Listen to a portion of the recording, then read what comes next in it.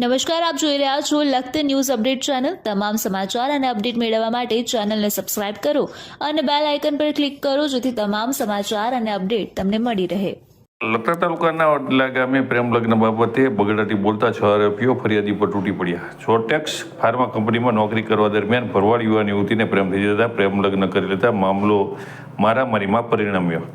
લખતર પોલીસમાં નોંધાયેલ એફઆઈઆરમાંથી મળતી માહિતી મુજબ લખતર તાલુકાના વડલા ગામે રહેતા નરોત્તમભાઈ ચાવડાએ લેખિતમાં ફરિયાદ દાખલ કરાવી છે કે તેમનો દીકરો જયદેવ અને વિરમગામ તાલુકાના મેળનગરમાં રહેતા ખેંગારભાઈ ભરવાડની દીકરી દામિની આશરે 1 મહિના પહેલાં ભાગી ગયા હતા અને તેમને કોર્ટ મેરેજ કરી લીધા હતા। આથી લખતર ગામના મયાભાઈ ભરવાડ અવારનવાર તેમના ઘરે જઈ અમારી છોકરી પાછી આપી દો, નહીં તો જાનથી મારી નાખીશું એવી ધમકી મારતા હતા।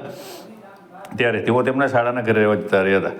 ત્યારે નરોત્તમભાઈના શાળાના ફોન આવેલ કે વડલા ગામે અશોકભાઈ કરશનભાઈના ઘરે આપણા સંબંધના આગેવાન અને દામિનીના કુટુંબીજન ભેગા થયા છે। આથી નરોત્તમભાઈ અશોકભાઈના ઘરે ગયા હતા।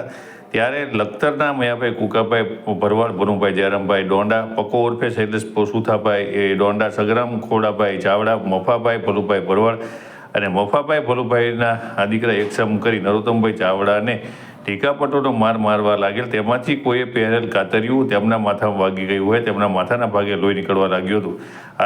આથી ઘટના સ્થળે ઉપસ્થિત અન્ય ભરવાડના લોકોએ તેમને છોડાવેલ। ત્યારે જતા નરોત્તમભાઈને છોકરી ગોતી આપો ને જાનથી મારીશું ધમકી આપતા નરોત્તમભાઈએ મયાભાઈ ભરવાડ, ભનુભાઈ ડોંડા, પકો ઉર્ફે શૈલેષ ડોંડા, સગરામ ચાવડા, મફાભાઈ ભરવાડ અને મફાભાઈ ભરવાડના દીકરા સામે ફરિયાદ દાખલ કરાવતા લખતર પોલીસ સ્ટેશનમાં 6 આરોપીઓ વિરુદ્ધ BNSની જુદી જુદી કલમ નીચે ફરિયાદ દાખલ કરવામાં આવી છે અને હાલ આ બનાવની તપાસ લખતર પોલીસ સ્ટેશનના PI યોગેશભાઈ પટેલ દ્વારા ચલાવવામાં આવી રહી છે। ત્યારે શોટેક્સ કંપનીની અંદર બંને ભરવાડ યુવાન અને યુવતી નોકરી કરવા જતા હોય તેમને પ્રેમ સંબંધ થઈ ગયો હતો।